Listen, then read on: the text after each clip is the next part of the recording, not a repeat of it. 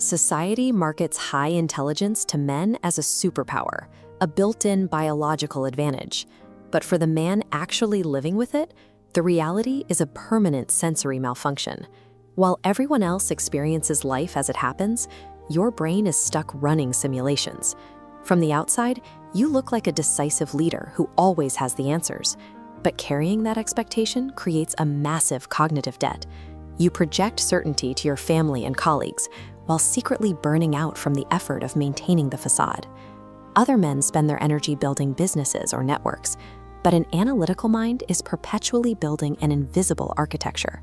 Every conversation you have or decision you make instantly spawns thousands of branches of probability in your head, creating a mental web you can never escape. A high-performance engine generates massive amounts of heat, and the brain is no different.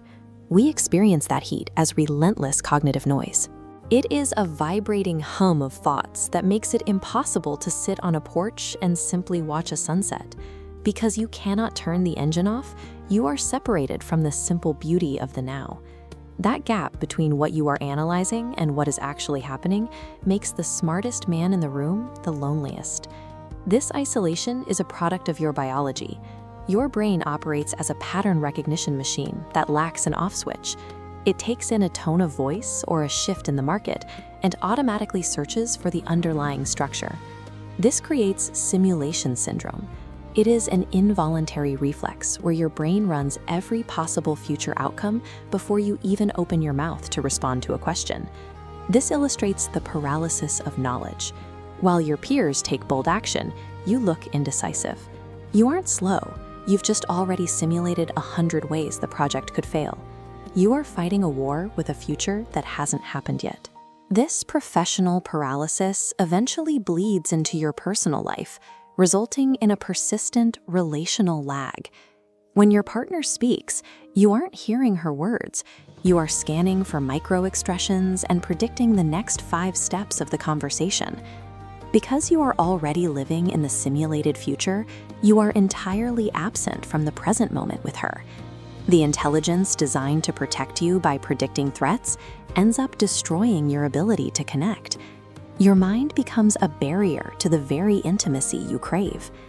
In the social sphere, men connect by belonging to a tribe. These groups bond over shared myths, common workplace complaints, and groupthink that keep everyone aligned. But the analytical man is a biological contradiction hunter. You instantly spot the logical fallacies in your boss's speech or the hypocrisy in your friend's political takes.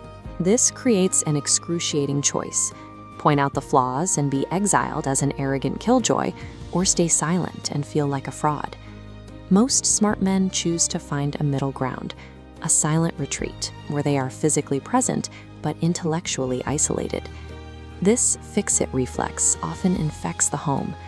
When a loved one comes to you with an emotional problem, your brain attempts to debug their emotions, compressing their fluid, organic feelings into a rigid logical system.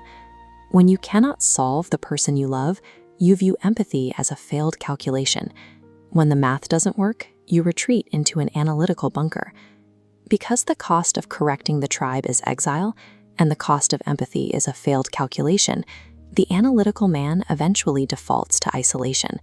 You end up in silent exile, physically in the room, but intellectually miles away. At the end of the day, the physical world stops, but your mind retreats into the midnight lap. This is where you pay the decompression debt. Your brain aggressively replays the day's tape, obsessively analyzing missed social cues and unresolved contradictions. This nocturnal processing results in a cumulative exhaustion that ruins sleep and sabotages intimacy. You wake up with a processing fog, carrying the weight of yesterday's unresolved contradictions into the morning. No vacation can fix a burnout that originates in your own perspective. Survival requires viewing your intelligence as an external instrument. You are the observer standing behind the machinery, not the gears themselves. You must learn the psychological discipline of stepping outside the laboratory. Notice the calculations happening, but refuse to let them define the present moment. You carry a weight few will ever see. It is okay to be tired, and you finally have permission to put that burden down.